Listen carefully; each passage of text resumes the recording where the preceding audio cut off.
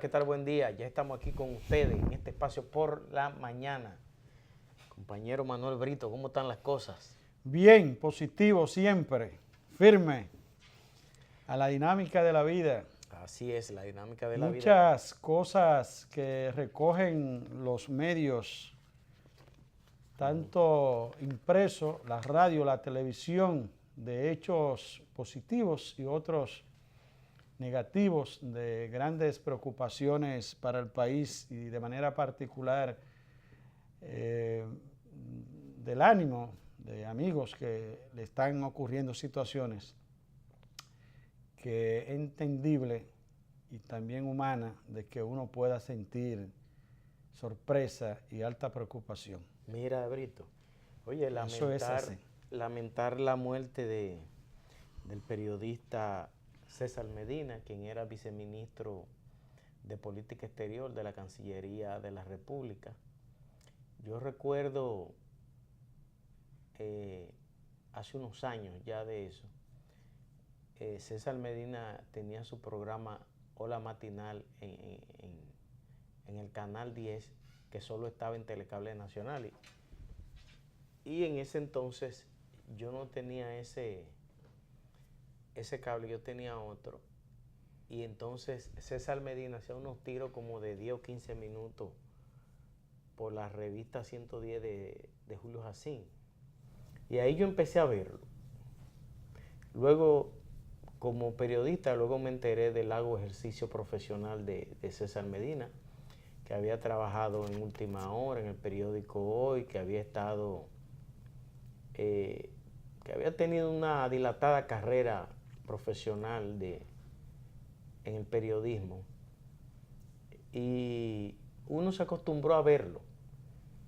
Luego, en Hoy mismo,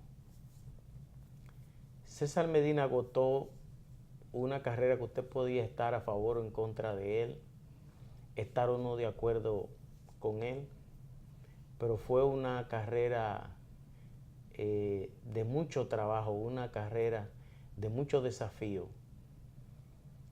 Y tenía una cosa, y era que iba de frente. Él no era de la gente que tiraba por la espalda, sino que era un hombre que iba de frente, asumía postura de mucha responsabilidad. Recuerdo cuando el señor Hipólito Mejía era presidente, que César Medina se convirtió en un prime time en este país, por la forma, por el carácter con que asumió su trabajo, la responsabilidad. Y César Medina llegó e inició una carrera diplomática en el 2005 cuando Leonel Fernández lo nombró embajador luego de una operación que él necesitaba descanso. Leonel Fernández lo nombró embajador en Chile. Luego de ser embajador en Chile, fue embajador en España. Luego de ser embajador en España, fue embajador en Panamá. Y de ahí entonces asumió la carrera, su carrera ya final, como su carrera diplomática, ya finaliza su carrera ya como viceministro de Política Exterior de la Cancillería. César Medina hace poco saltó a los titulares porque a él le tocó entregar, como el canciller de la República no estaba en el país, cuando el país rompió relaciones con Taiwán, él era quien estaba aquí al frente de la Cancillería y le correspondió entregar la carta de cesación de relaciones al representante de Taiwán en el país. Fue la última vez que se le vio en público y ya estaba bajo tratamiento porque ni siquiera tenía el poco cabello que tenía en la cabeza, porque todos sabemos que era calvo, pero ya estaba bajo el tratamiento y esa fue la última vez que se le vio en público. Yo pienso que la familia de César Medina puede estar satisfecha, orgullosa de la carrera profesional de su padre. De la parte humana ya sabrán ellos pero yo pienso que César Medina fue un dominicano de mucho valor y que aportó mucho a la sociedad dominicana.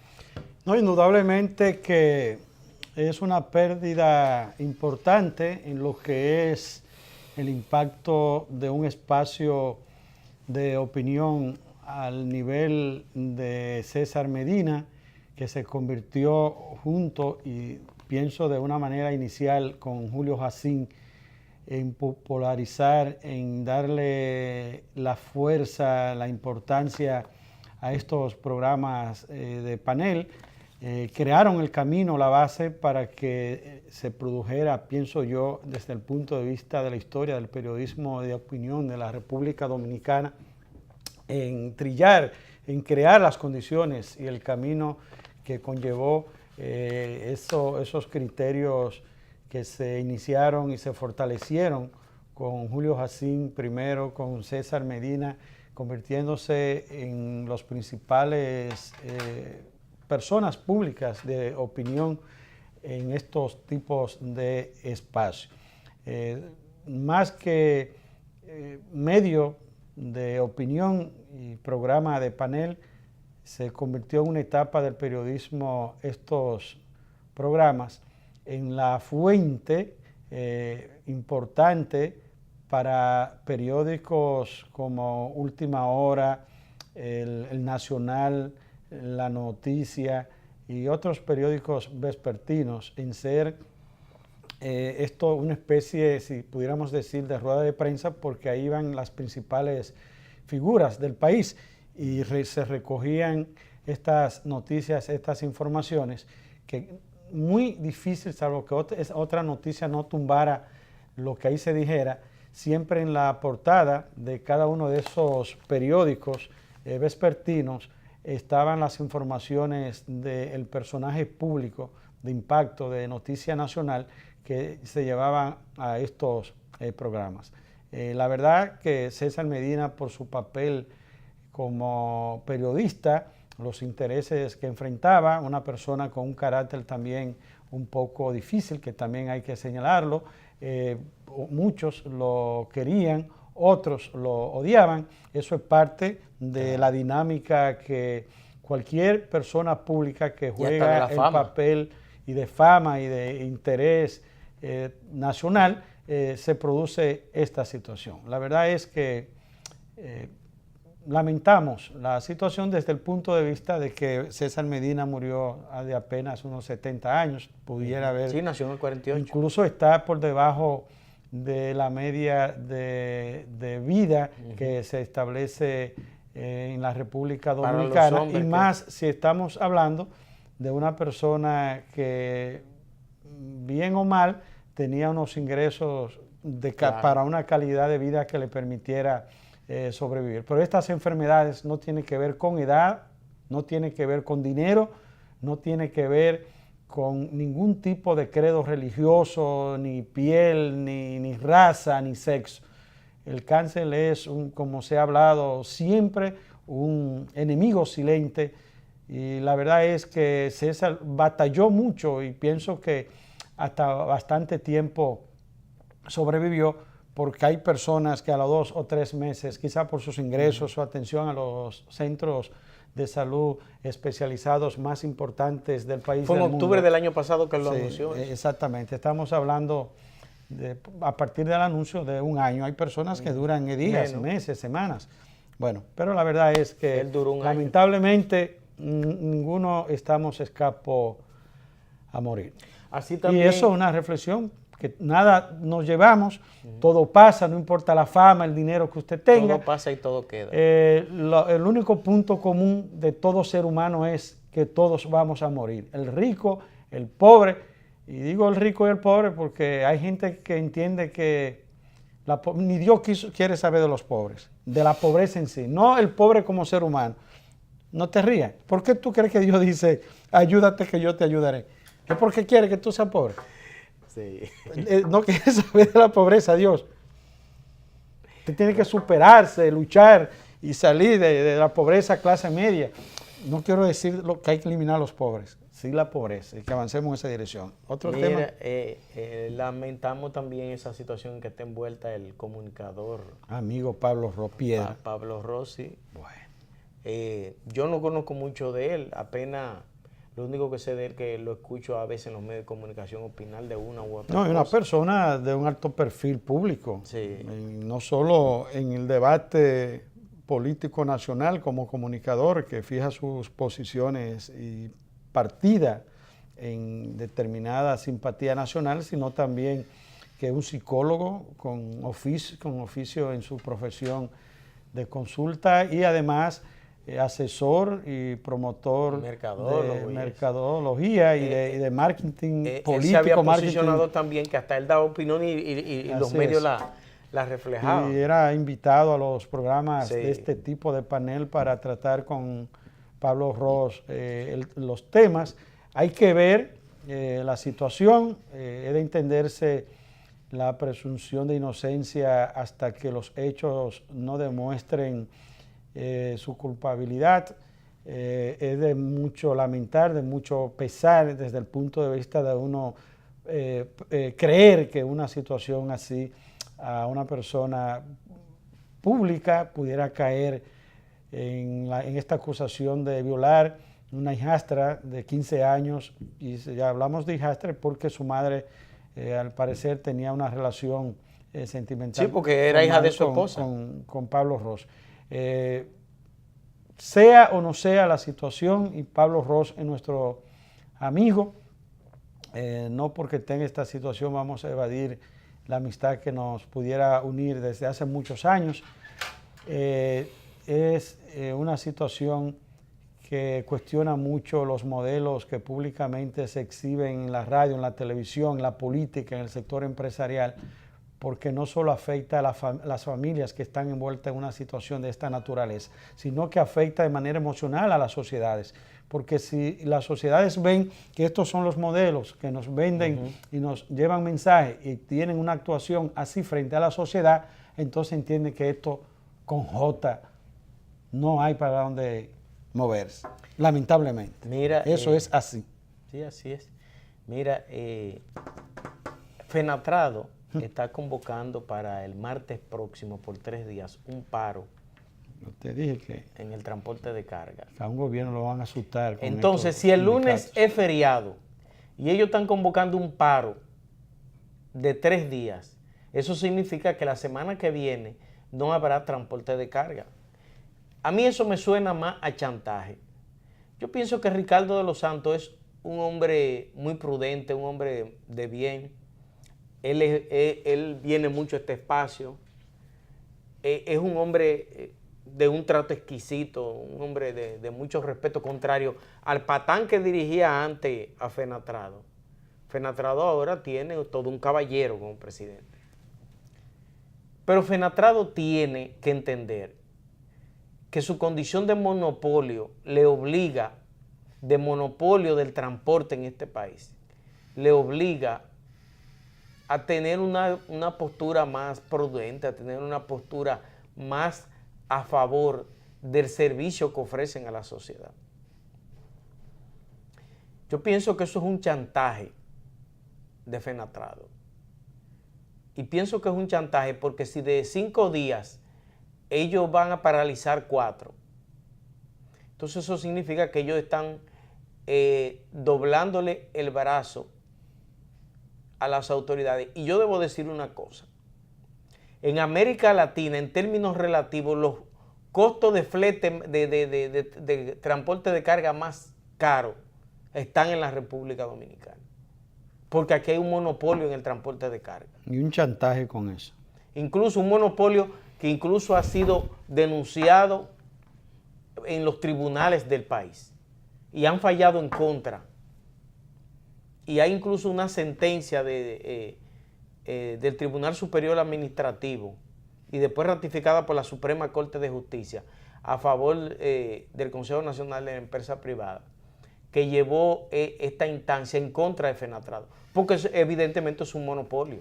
La Constitución ataca. Prohíbe todo tipo de monopolio. Concentrar usted el poder único en un servicio o en un producto. En un servicio básico de la sociedad. No, pero el centro de la economía del país, el transporte de carga. Entonces ahí hay una situación que también el gobierno tiene que atender, y aquí hay que ponerse duro con muchos sectores. Poner atención pero a esto. Pero duro, porque a veces esos chantajes se da porque hay brecha de que se observan debilidades para poner de rodillas al país. Y he insistido de que aquí el día que pongan de rodillas hasta tumben un gobierno, es lo que estamos hablando, no somos tremendistas, va a iniciar o se va a producir cualquiera que sea el ambiente o la brecha o el desorden para que se pesque en río revuelto, va a ser con el asunto de los transportistas de cualquier sector o todos unidos, sea descarga, sea del servicio de transporte público. La verdad es que ese monstruo que se ha creado de todas las cabezas del mundo, ese monstruo, chantajea muy fuerte al gobierno. Se han convertido en términos políticos, por ser un servicio tan esencial, tan básico de una sociedad, ya son incontrolables. El Estado no está en capacidad de controlar ese monstruo que ha creado. Y si no se regulariza y se ponen claras las normas, los criterios, y se percibe que hay una autoridad definida en poner las cosas en su lugar, este sector va a afectar mucho en el futuro a la sociedad dominicana. Ellos alegan el alza de los combustibles y que las gomas y los repuestos, pero yo te voy a decir una cosa. Tú tienes vehículo, yo tengo vehículo, aquí la mayoría de los ciudadanos, ya que casi todo el mundo tiene vehículo. Aquí ha habido una estabilidad de precio en los repuestos y las gomas durante muchos años, empezando porque la tasa de cambio ha mantenido una estabilidad relativa. Aquí la inflación, los niveles de inflación, ¿cuáles han sido? Yo pienso que los niveles de inflación en 5 años deben de rondar como 4% más o menos.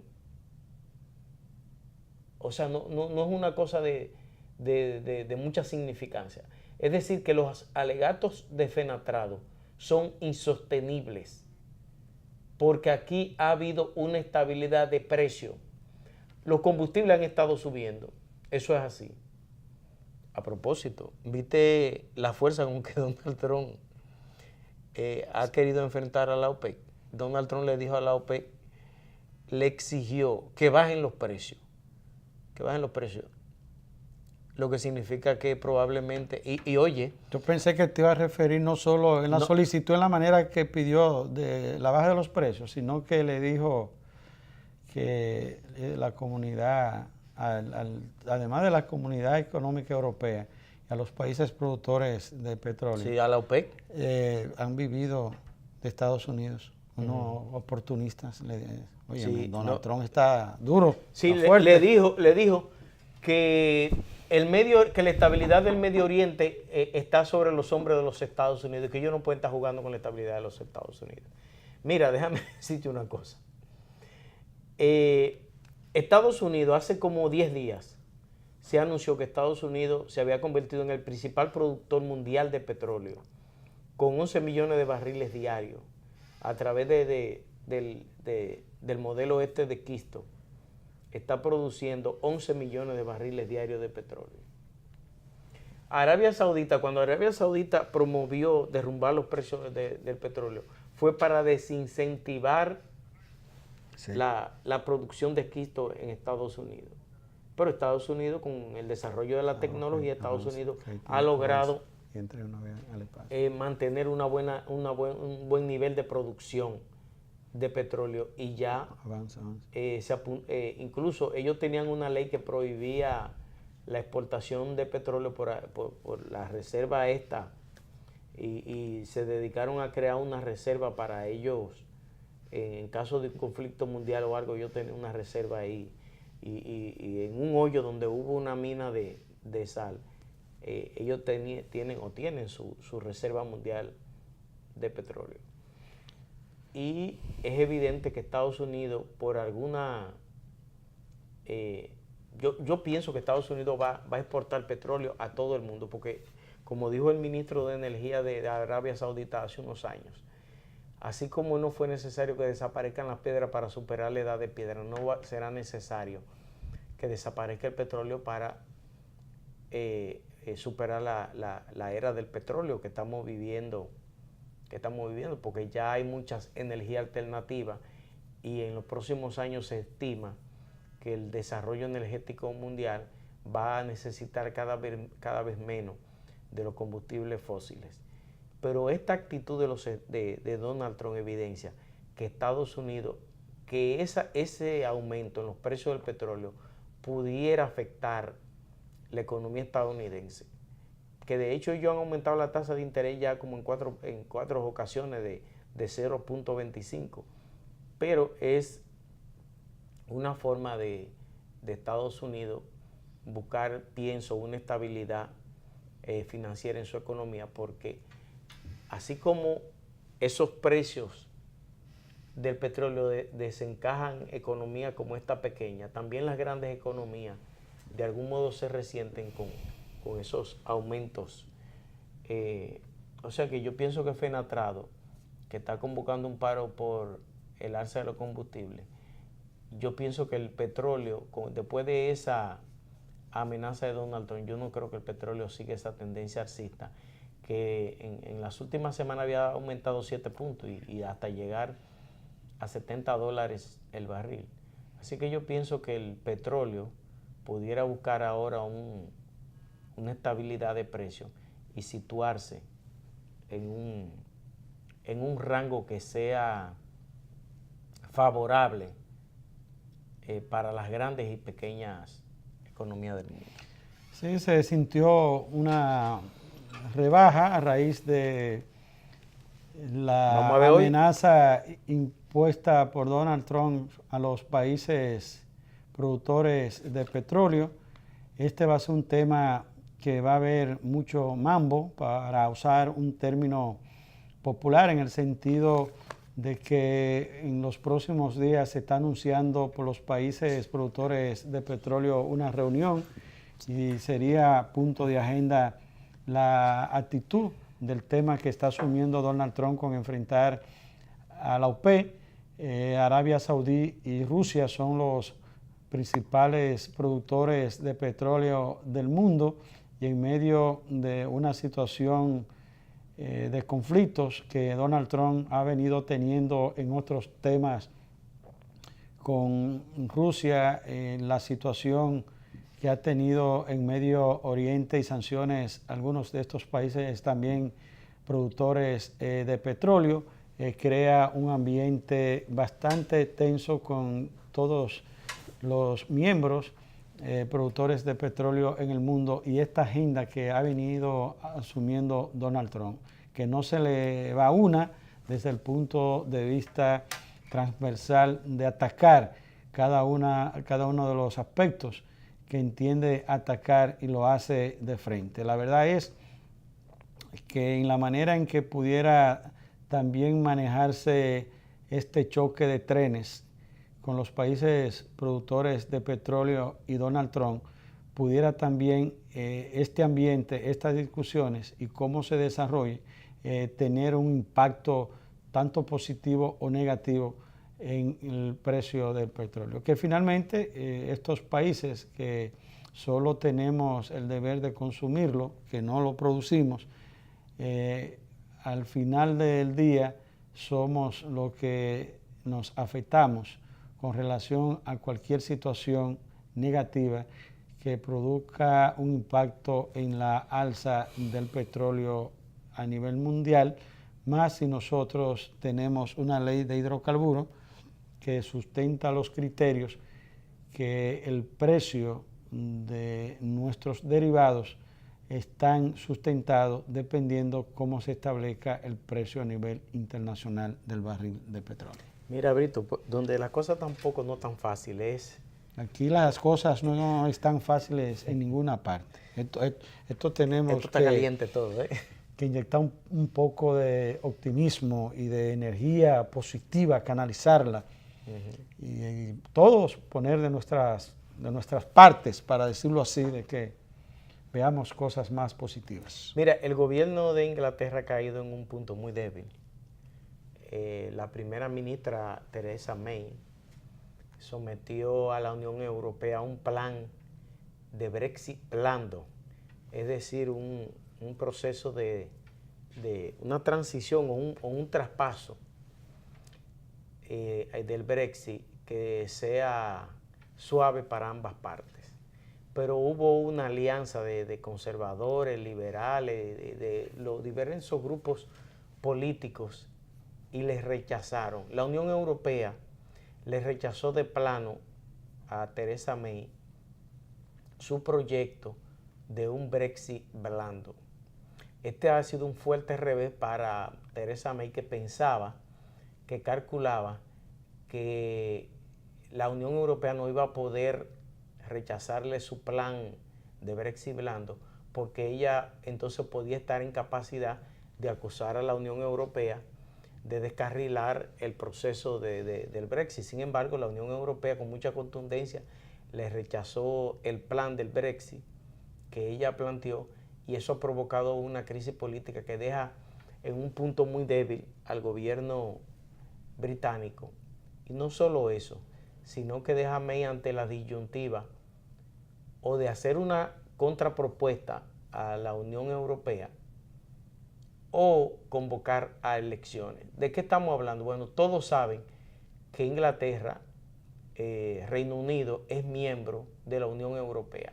Y en un referendo, los británicos votaron a favor de salir de la... Después de 43 años de ser parte de salir de la Unión Europea. Entonces, eso ha provocado un proceso que ha sido muy tortuoso, un proceso que no ha sido fácil de sostener y eso que a Theresa May se cayó el gobierno que había en ese entonces en Reino Unido y asumió Theresa May para facilitar ese Brexit. Pero todo parece indicar que Theresa May, y esto a pocos días del Congreso de su partido, el gobierno de Theresa May pudiera colapsar y que incluso se pudiera incluso hasta llegar a la convocatoria de un segundo referendo, como lo planteara el alcalde de Londres, que planteó hace pocos días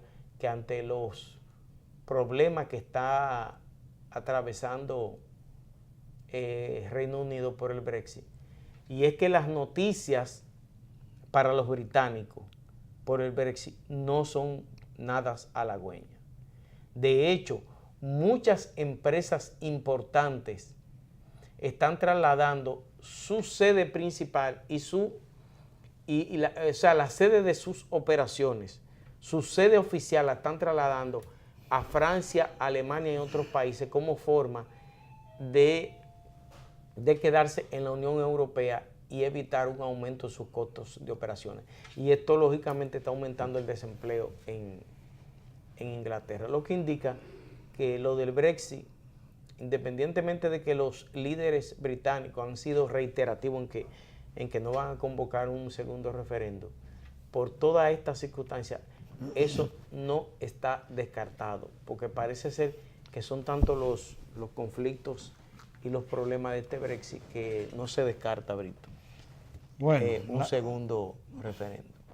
Así es. Hay una situación, Alexander, que está el accidente que ocurrió en la carretera de la Autovía del Este con el sobrino Fernando Rainieri. De Fernando Rainieri. Y es una carretera que tiene las autoridades, que tanto se le tira a las autoridades, tomar medidas del lugar, porque este no pudiera ser el último ni el primero de los casos que de esta manera ocurrirían allí, porque la característica de esa vía en el uso, cuando tú compras un Porsche, un carro de un cilindraje y de una capacidad de carrera y de velocidad, es para esa adrenalina de quien le gusta disfrutarla, ponerla en toda su capacidad, y para tal fin usted tiene que tener en términos de vía un lugar, un espacio que eso lo haga posible. Y esa zona de la autovía es un espacio para eso. Al margen del dolor, al margen de una situación, y ahí hay que tomar medidas en esa dirección. Porque usted no adquiere un carro de esa naturaleza, salvo que usted no esté para usted desplazarse simple y llanamente. Es porque a usted le gusta la carrera y debe buscar el lugar para desarrollar esa situación. No lo tiene para exhibirlo simple y llanamente, no lo tiene para ir al cine. Se trata es, como hemos dicho... Si tú compras un vehículo de velocidad, ¿es para tú coger velocidad? Es para tú satisfacer tu adrenalina. Entonces, ha sido también un hecho de preocupación nacional. Alguien pudiera estar viéndonos y decir, mira, Manuel Brito, este no es el último caso que pasa. Aquí mueren en motores personas muy pobres. Estamos dentro de los países de la región, según las informaciones que uno lee, de mayor accidente de tránsito en la República Dominicana.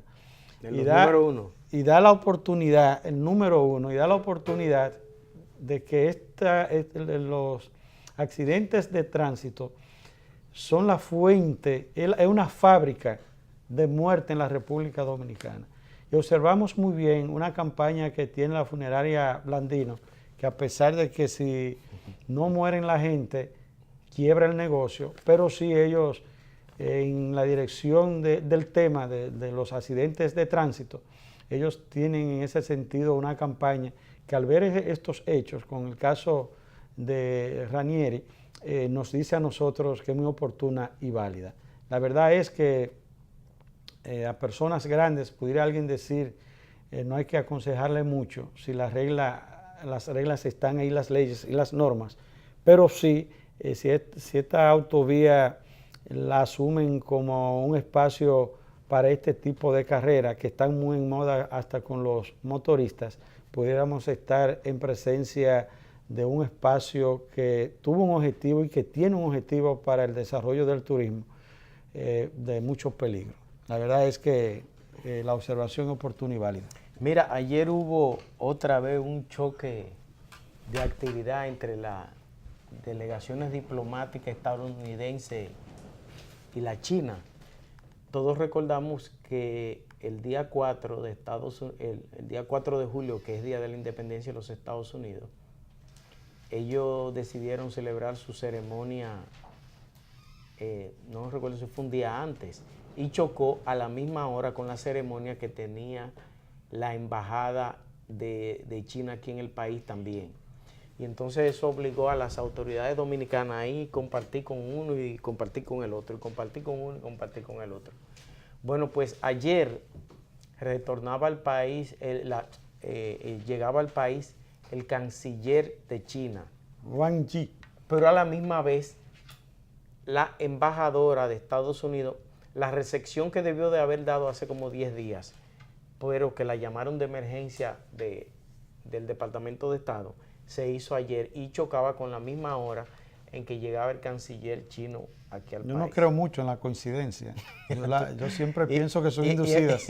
Y en política a veces. Más en medio de la situación que hay. En la política se pueden creer menos en la coincidencia. Así es. Y entonces eso obligó al canciller a ir a la recepción de la embajada estadounidense y no pudo ir entonces al aeropuerto a recibir al canciller chino. Bueno, pues anoche la embajadora Robin Besten en su discurso dijo que supuestamente su país respeta el derecho soberano de estos países a manejar su diplomacia y que estos países que lo único que ellos piden es que estos países observen cómo afectan a sus socios Es decir, que ella tuvo una salida diplomática a la situación, pero que para mí eso no fue tan diplomático, porque todos sabemos que hubo una especie de irritación en el Departamento de Estado por la decisión de Panamá, de El Salvador, República Dominicana. Ya lo había hecho como 1 o 2 años antes Costa Rica, de abandonar las relaciones diplomáticas con Taiwán y pactar con China. Yo mismo he sostenido que la alianza con China era inevitable, se veía venir, era lo lógico, partiendo de que China ya es la segunda economía mundial. Ahora, a mí, insisto y sostengo que fue el momento más inadecuado. Yo pienso que al gobierno dominicano le faltó prudencia en el momento en que hizo eso, porque en el momento en que China y Estados Unidos están en una especie de guerra, meterse usted a pactar con uno de los dos o contrariar su situación más con la larga tradición de relaciones diplomáticas entre Estados Unidos y la República Dominicana.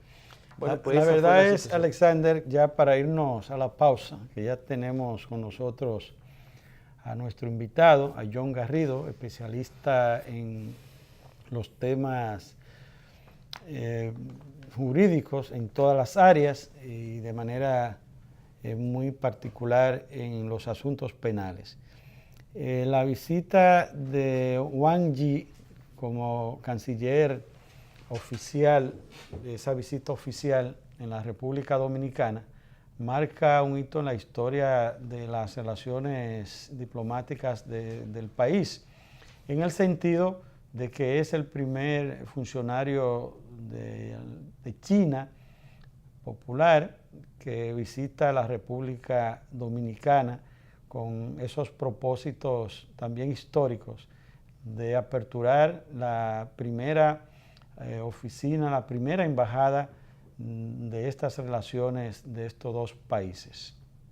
Wang Yi viene siendo en China el segundo hombre de ese gran país, en el sentido de que en China no hay vicepresidente de la República y el canciller en ese ambiente, en esa sustitución, tiene un peso político que irradia ese poder en lo que son las acciones oficiales que el país chino pueda hacer en cualquier relación con otro país en el mundo. Esta visita de Wang Yi viene además cargada con una invitación oficial, formal, y se habla que el presidente de la República, el licenciado Danilo Medina, viajará con una invitación que trae el Wang Yi oficial para que el presidente dominicano visite a China. Se va a inaugurar en el día de esta mañana la embajada de China en el país, y la verdad es que parece ser que a partir de las acciones que se han venido asumiendo en el momento mismo en que el pueblo dominicano anunció las negociaciones con China, es que esto va en serio y va rápido, va acelerado. Se anunció ya una visita anunciada del presidente dominicano a China próximamente, que parece que en verdad se va a producir. Ya vino la invitación oficial, ya aquí está el segundo hombre de China inaugurando la embajada. Aquí no se está perdiendo tiempo. Hay un anuncio, una decisión, pan comido, pan servido, pan comido. Es que República Dominicana. Entonces, veremos y que el país le saque el mayor provecho a esta decisión. Yo decía hace unos días aquí en el programa que la República Dominicana en los últimos 30 años, diría yo, con excepción de la tragedia de Mamabelica de 4 años, la República Dominicana ha venido en un crecimiento sostenido que le ha permitido colocarse como la 7ª economía de América Latina, y aquí en el Caribe y Centroamérica es la más pujante. Y entonces todo eso perfila a la República Dominicana frente al mundo como un destino importante para hacer negocios, y por eso tuve ese afán de los chinos por venir. Fíjate incluso que Cuba, que tiene una tradición de relaciones con esos países. Incluso la oficina de China para los negocios en la región está en Cuba. Está en Cuba. Así es. Y sin embargo, fíjate la importancia que los chinos le están dando a este país, que incluso el canciller, y unos meses antes del país romper las relaciones con Taiwán, vino aquí el canciller de Taiwán también. O sea que la República Dominicana se está colocando en la línea de importancia entre los países del mundo y principalmente aquí en América Latina. Bueno, pues nos vamos directo a la pausa. A retorno, volveremos con una interesante entrevista con el jurista John Garrido. Quédese con nosotros.